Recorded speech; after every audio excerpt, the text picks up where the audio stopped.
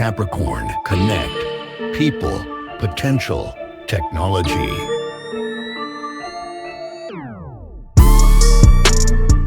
He holds a PhD in physics and worked for the global consulting company in the world, McKinsey.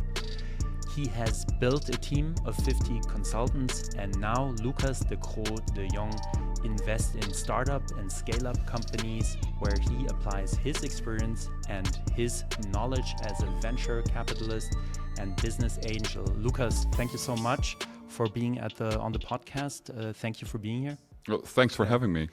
Lucas, would like to start the conversation by asking you, you have a PhD in physics, and what motivated you to study physics? I mean, it's a very natural, very science-driven subject. So what was your motivation behind that? It was an adventure. And it fitted well with the skills I had at the time. So it's very analytical. So I very much enjoyed it. And it built skills around thinking in models, thinking about hard problems, learning modesty because you bump into these amazing people. So. And how could you apply this knowledge also later in your profession as a consultant or now as an investor? Yeah, okay, so models are everywhere. All models are wrong, some are useful. So modeling the reality, modeling a startup, modeling futures of a startup, modeling business models of startups is a very useful way of looking at it, and also understanding what the model can and cannot do. So that's widely applicable. It's also widely applicable in consulting. That's one thing. The other thing is learning to think. So learning to marinate on problems that are very hard and you may or may not solve. And giving yourself time to think about that, reflecting and all those kind of things. Very useful skills to have in this context of consulting and of investing.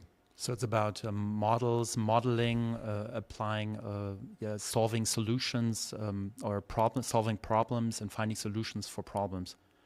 Yeah, so the one big thing that you're missing is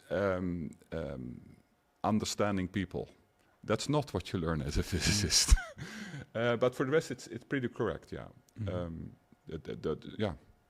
Now you're a venture investor, a business angel. What kind of companies do you invest in currently? Well, we're in Switzerland, so the first answer is deep tech. And then given my consulting career, which was all in financial services, I do financial services. And the third category is medtech. Medtech is 50% of the total startups in Switzerland.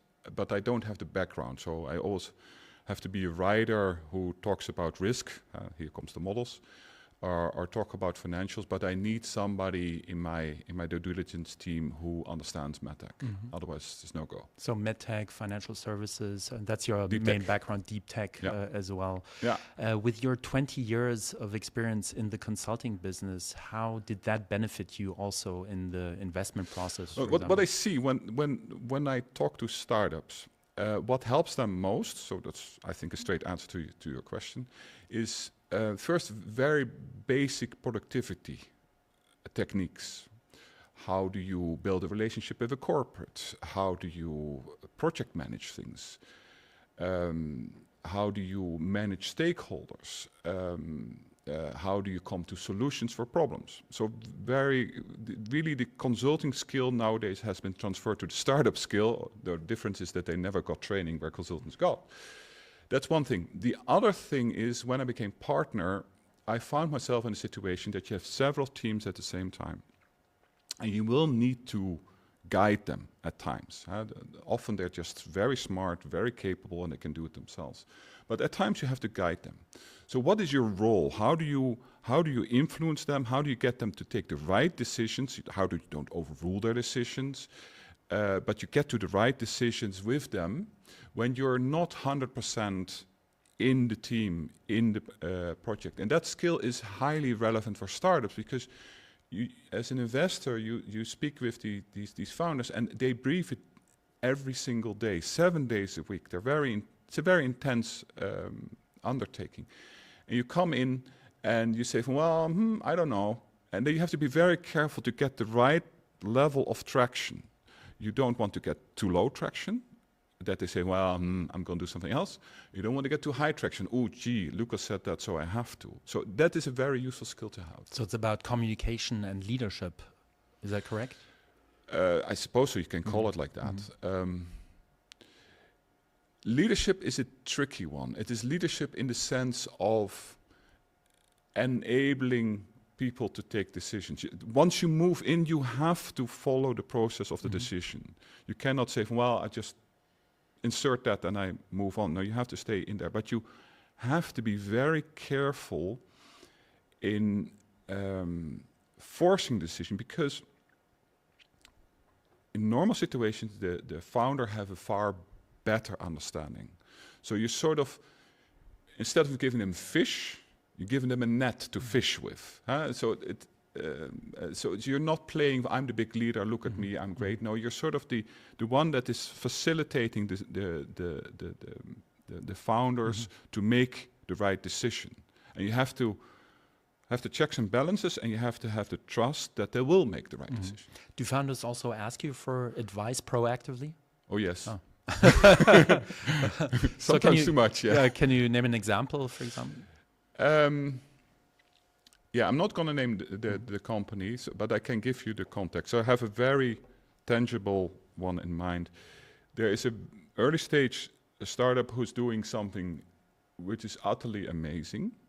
And if they succeed, will change the world profoundly. And so how it goes now is the founder calls me quite often. He calls me every 2 weeks. We have a small conversation. From this is what I'm doing, and I throw in ideas. From, well, have you looked at that? Are you opening an optionality here? So this is one that may or may not want to move into ETH. Long story, but that involves talking to professors. That involves talking to ETH. And how do you have those conversations? And how firm are you going to be in those conversations? So, and then we debate, and I really try to enable them. This is a way you can look at it. This is a way you can look at it. This is creating optionality. You don't want to be too strong, because then you're actually killing optionality. Yeah, so it does, and it's interesting. It's very interesting, because it's apart from the content, it is also a moment.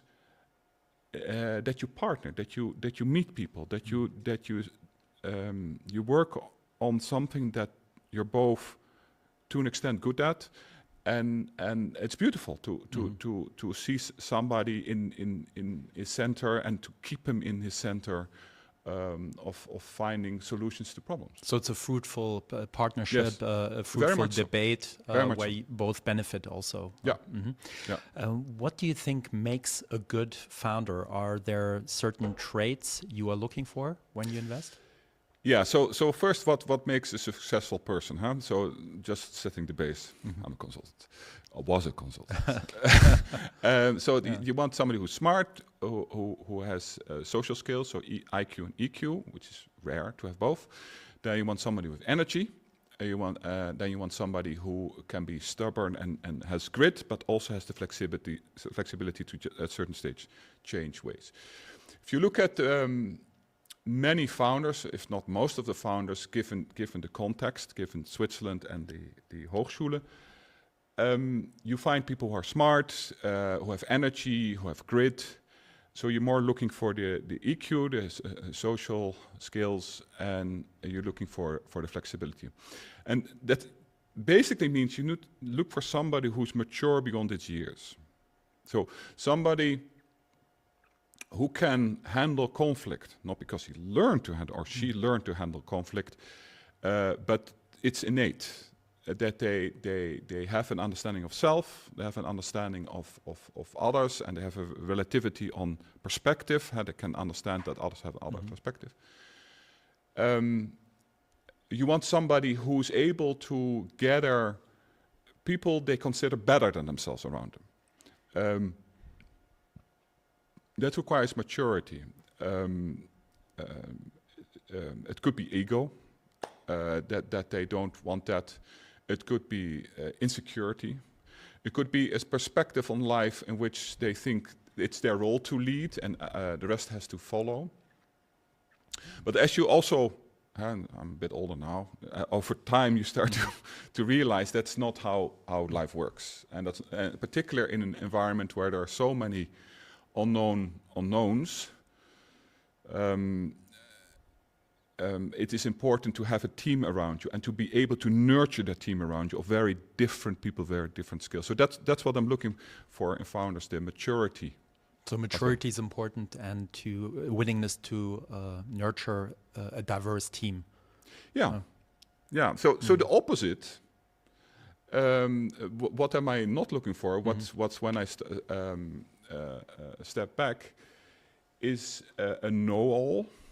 Yeah. Somebody who has. If you have a conversation with a startup, and the founder has all the answer, that's the moment that I walk away, because it is not possible. Yeah. So big red flag. Then, it's a big red flag. You have a big red flag when you have a team with all the same profile. Very impressive, can be very impressive, but they're all the same. So they will one-up each other on that one. In the context of deep tech, I also walk away when it is a hammer looking for a nail, which often is the case. When we have this amazing technology and we can apply it there. Okay, why there? Because the technology works. Okay. So, yeah, the modesty, I think, is important. Lack of modesty or over-shouting, uncertainty. I like founders who say, well, I don't know, and feel vulnerable in the process, because it means that it's somebody who's going to grow, somebody who's going to develop new things. So being open to growth yourself, and not having this attitude, I know everything and all. So, yeah. Yeah, and the product has to be good, of course. Yeah. Are there any other red flags you can think about now that come to your mind? It is situation specific. No, it's not one specific. Can you detect that immediately when you talk to founders? Like when you can do tricks. You can do tricks. Do you have like special questions you ask, trick questions?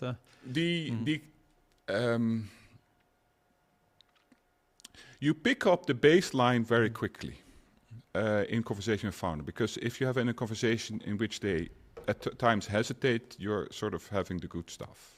You have the caliber of a founder. When they all the time keep on shouting answer to you, already know from, well, that's it.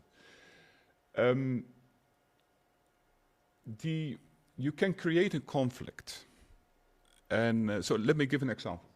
We were looking at a startup, very, very talented people, a nice product. And there are two founders. One founder, we understood completely why he was there, and he really knew the technical things, and he had the right profile, all good. And the other, we didn't really know why he was there. What is this guy doing? Then in comes a conversation that we're having, and in the background there's a conflict between my partner on this due diligence and somebody else in the due diligence team. And they really didn't like each other. So he comes in, and by accident, he's just not nice at all. And I was saying, oh, this is interesting. Let's see what happens. And then it became crystal clear why the second guy was there. Because he handled it very nicely. And I started to be, oh, so that's the dynamics.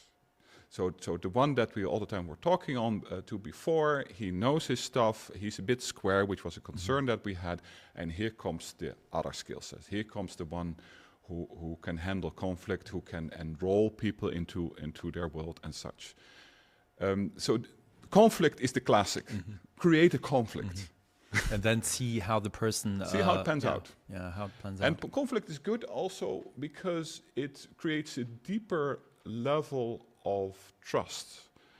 If you have a conflict with somebody, if you're on the playground, you have a conflict with a friend, and you resolve it, then the level of trust is higher because you've shown that you can disagree, that the reason why you agree is because you agree, not because it's socially favorable. No, you do that because there is a level of trust building them. Yeah, it can also be a stressful situation, and then you can It's going see to be lots also of stressful situations. Don't worry. Yeah. So, and then you see also the personality, Yeah. the true personality of a person, you know, in these To an extent. Let's not overdo it, but it is an element. Lucas, also I'm curious about what are the challenges of scaling a company from like early stage to late stage, for example. Yeah, so founders are trained to be resourceful, and founders are trained not to play by the rules. And that is essential. If you have nothing, you go from 0 to 1, you have nothing, you have to cut corners everywhere. But that's not how a bigger company works.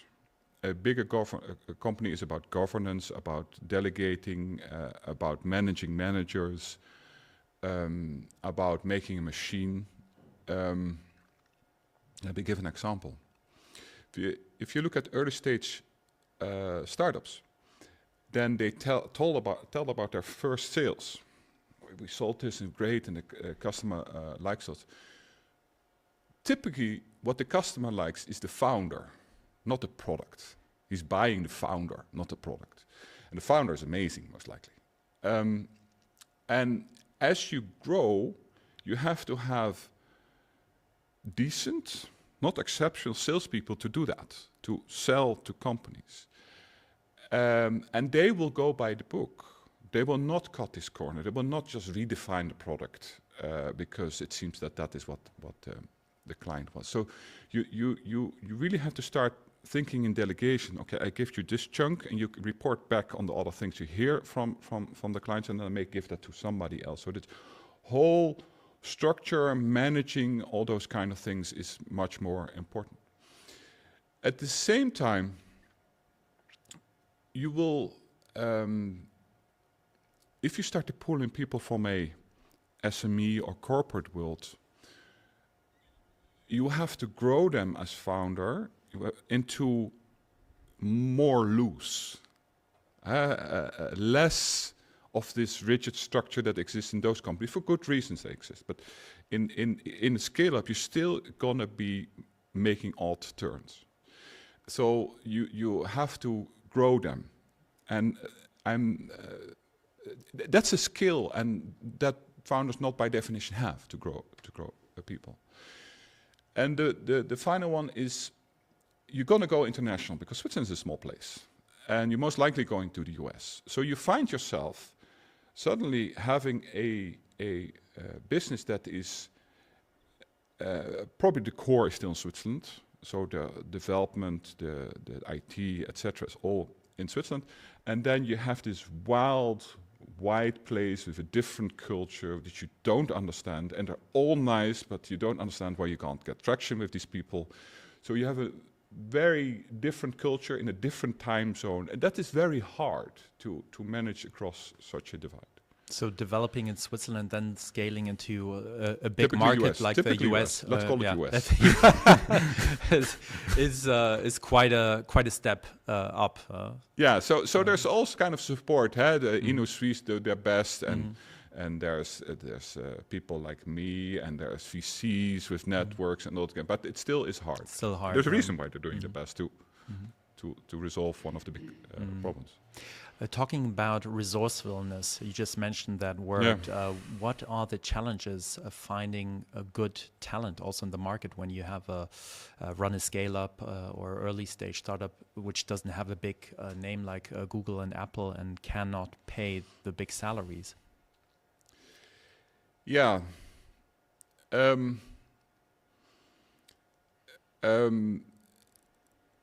You have to inspire these people. And founders have to do that with no experience on inspiring people. So that is hard. At times I say to a startup, so there's one startup that is looking for a co-founder right now. I said, use me. I've done this before. Use me. I know how you get to, how you get under their skin. And all on the right terms. There's no chickiness, but you have to make a connection on with what inspires them. And that's hard. That's hard in startups, but often it comes with a founder team. So that's less often that you need to do it. With scale-ups, it is again hard because if you're gonna be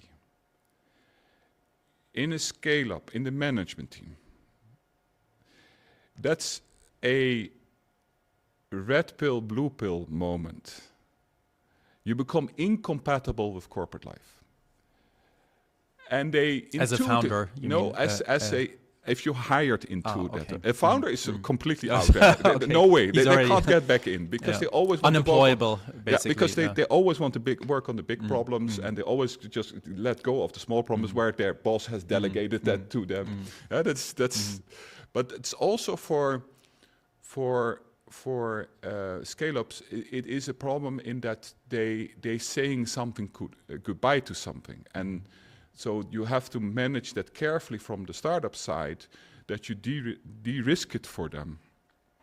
That in the first period that there is a way out, there's a way back for them to get in. So that's unconvincing. It's inspiring and this managing the risk, transition risk for them. Now the process itself is hard. You have to find these people, and you can use companies like yours to do that, which probably a good thing, because finding people is hard. And then the final thing, which is very hard, is if you're sitting there as founder, and in comes somebody through the door, you have all these ideas of what this person should look like, whether it should be a man or a woman, what height, how forceful, how not forceful. And some of that is true, and some of that is bollocks. And so you have to work really hard to think, can this person, with these hopes and dreams, with these ambitions and fears, can this person lead this part? I'm in a different time zone. I'm 6 hours away. Can this person do that without me breathing in their neck? So I'm really talking about the leadership in startups. The hiring juniors in startups is much easier because you give them a defined task. They have an ambition in life which is different. They have a risk tolerance which is different. But really, for the leadership tip, that is what I see. Lucas, have you had experience with founders who came from big corporate and they set up like a new venture and they had challenges? You have a lot of these startups from very capable people, no doubt about it, understand corporate life very well, and they have a impressive background in many ways. They have many skills, and they start a startup to solve the problem that they had in corporate life. And I think, listen, this was a huge problem for me in corporate life, and now I do a startup who will solve that. Yeah, and the first thing is, okay, I think somebody's working at corporate with that job description. You're just making them redundant, are you? And that's one. And second thing is, what gives you the idea that the corporate wants to outsource this? And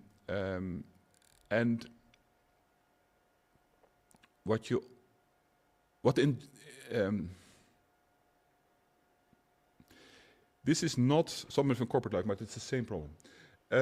Startup who wants to automate with AI a administrative process, and they say, "Listen, this is how you do it, and it makes all perfect sense." But what they're not doing, so it's really a paper shoving automated process, and then it's digitalized, is already, but then you have to take all these PDFs, you get stuff out of the PDF, you put them into form and that kind of stuff, and the AI can do all of that.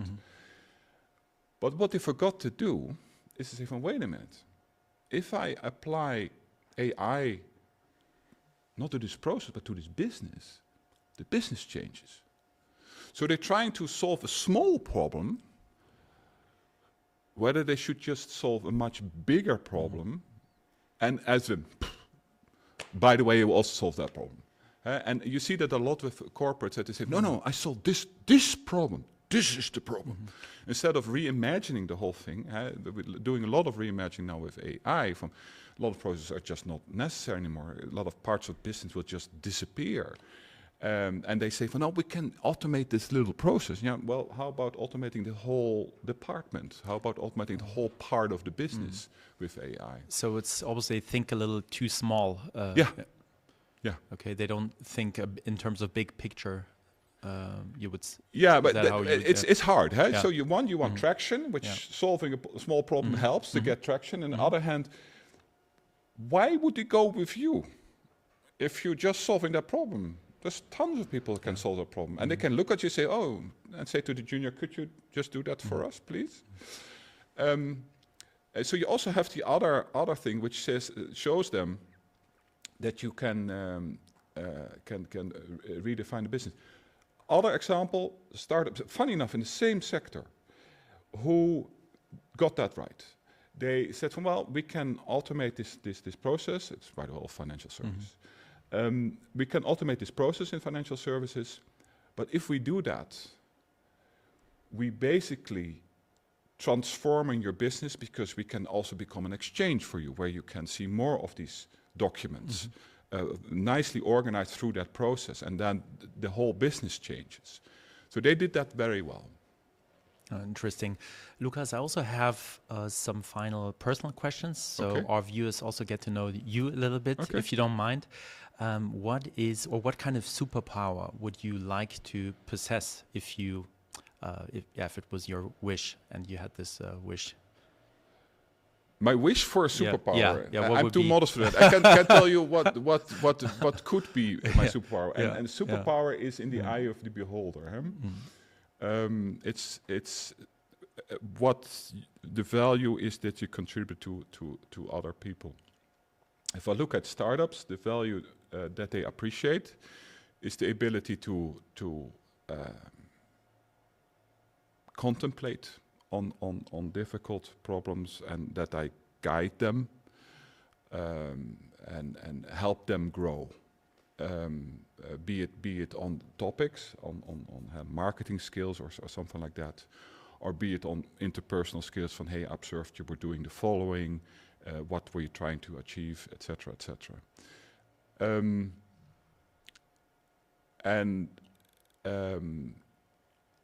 A intrinsic part of that is I seek trust. Trust is hard to get, and I'm fundamentally seeking that trust, and that allows mistakes to be made as long as the intention is there, and it also allows both founders and me to reflect upon, well, okay, this I can do, but that I can't do, so I need help with those things. So there you go. Okay. Is like if you would pick a autobiography, which one would you pick to read if you would buy one later in the shop or mall? I read very few autobiographies, but okay, fine. So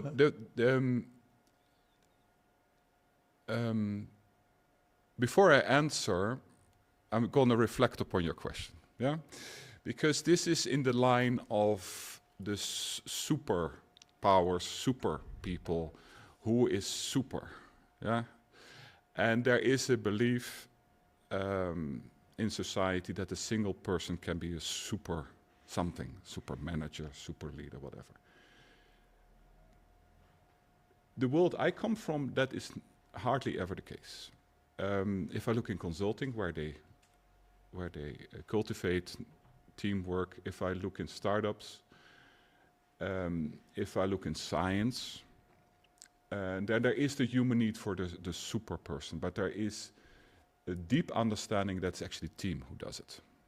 So when we talk about who is amazing, then it's more the team around somebody is amazing, and this person is leading the team amazingly well.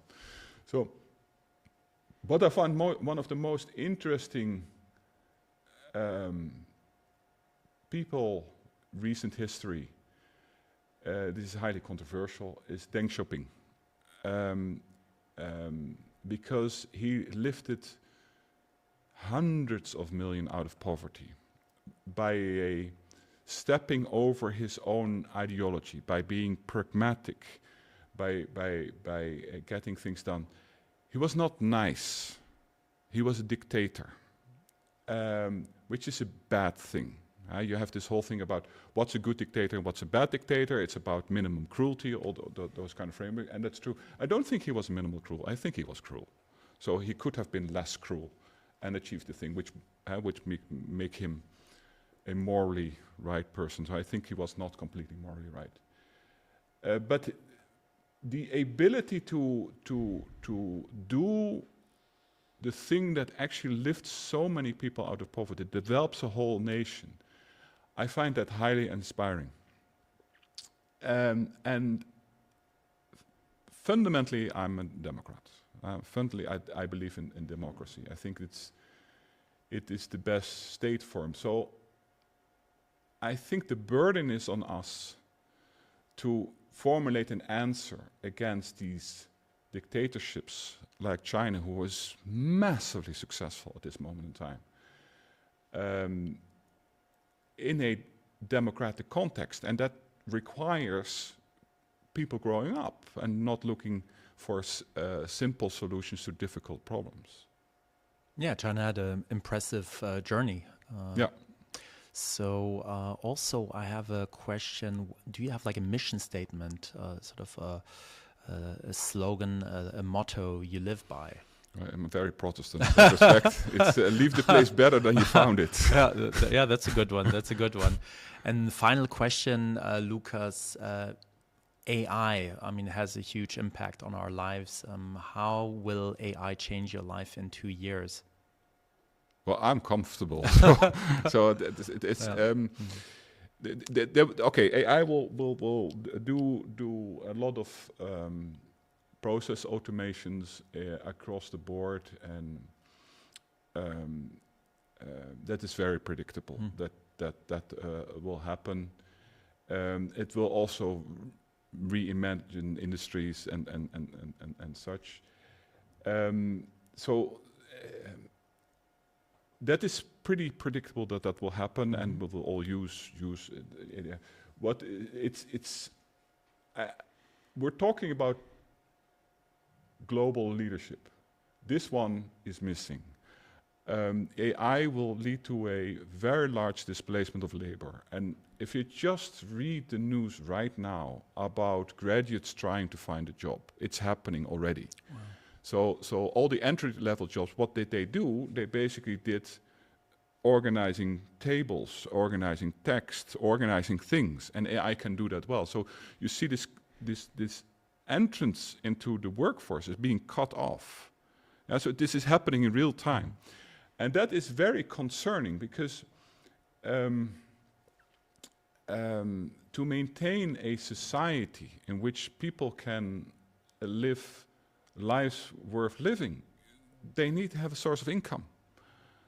So it's a concern, and it is a lack of leadership there on a societal level to address this very large challenge that is coming our way. Do you think we will have discussions like universal income again? Will that be topics in the future?